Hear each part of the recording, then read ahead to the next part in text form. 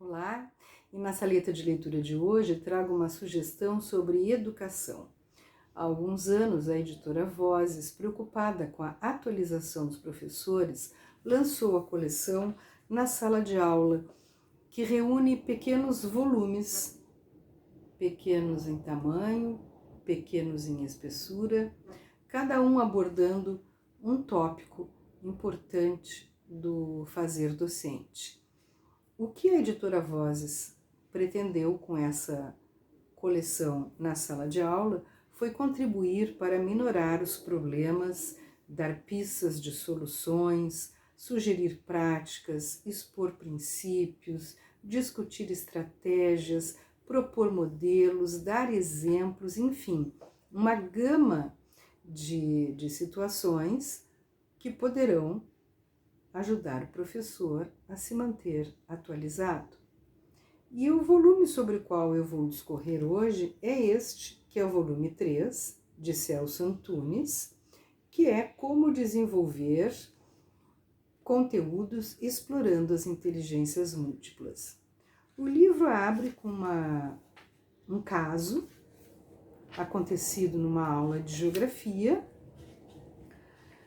e, feito essa introdução, ele passa para o primeiro capítulo, intitulado Gardner e as Inteligências Múltiplas. Nesse capítulo, ele vai falar sobre o que são essas inteligências rapidamente, e uma das coisas interessantes que eu sublinhei aqui quando fiz a leitura é a seguinte: as mudanças de paradigmas trazidas por essa nova visão da mente humana interferem, portanto, no tema da educação e trazem novas linhas de procedimento para que a escola convencional acrescente às suas funções instrucional, socializadora e preparadora para o mundo do trabalho uma outra, voltada ao estímulo e educação cerebral. E assim, progressivamente, possa ir se transformando em um centro estimulador de inteligências.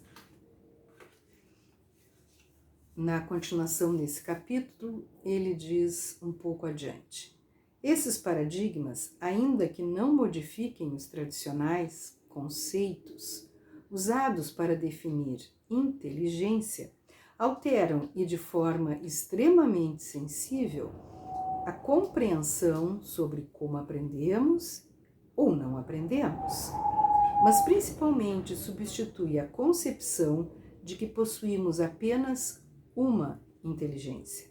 Derruba-se o mito de que a transmissão de informações pode tornar pessoas receptoras mais inteligentes e descobre-se que, na realidade, abrigamos um elenco extremamente diversificado de diferentes inteligências, cada uma das mesmas sensíveis a estímulos, que, se aplicados através de um projeto e nas idades convenientes, altera profundamente a concepção que o ser humano faz de si mesmo e os limites de suas possibilidades.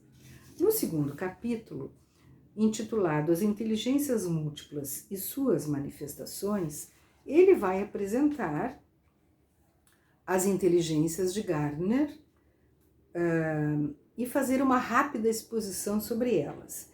Então, nós encontramos essa pequena explanação sobre a inteligência linguístico-verbal, a inteligência lógico-matemática, a inteligência espacial, a inteligência sonora ou musical, a inteligência sinestésico-corporal, a inteligência naturalista, as inteligências pessoais, que se dividem em intrapessoal e interpessoal.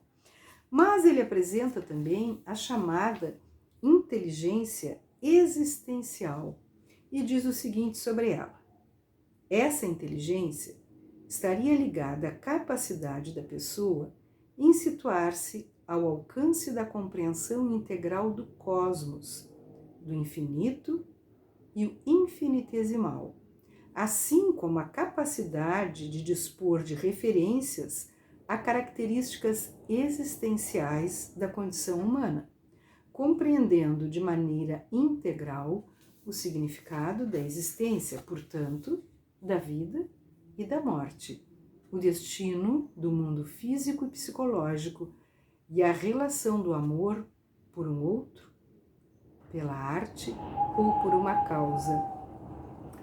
Gardner enfatiza que não propõe uma inteligência moral, religiosa ou espiritual, mas uma representação que possa conduzir a reflexões para perguntas básicas da existência humana, tais como: quem somos nós? Por que estamos no mundo? Por que existe o bem e o mal? Qual o significado da vida? E muitas outras nessa linha. Essa inteligência pode abrigar papéis espirituais, teólogos, pastores, rabinos, xamãs, padres e outros, e papéis não espirituais, como os filósofos, artistas, cientistas sociais e alguns escritores. No terceiro capítulo, ele vai abordar os conteúdos escolares na inteligência lógico-matemática. No quarto, os conteúdos escolares na inteligência sonora ou musical. No quinto, os conteúdos escolares na inteligência sinestésico-corporal. No sexto, os conteúdos escolares na inteligência visuoespacial. Sétimo, os conteúdos escolares na inteligência naturalista. Oitavo, os conteúdos escolares na inteligência linguística ou verbal. Nono, os conteúdos escolares nas inteligências pessoais. E conclui com conteúdos escolares e modelos de planejamento estratégico. E aí ele dá um exemplo na disciplina de geografia, um estudo em relação à região Nordeste, na disciplina de história, um estudo sobre a Revolução Francesa, na disciplina de ciências, com um estudo sobre o corpo humano, e na disciplina de literatura, com Machado de Assis e o realismo. É um livro, como eu já disse, pequeno, mas que apresenta de forma sucinta e clara a questão das múltiplas inteligências, o que elas são, que aspectos elas enfatizam, como podemos trabalhá-las.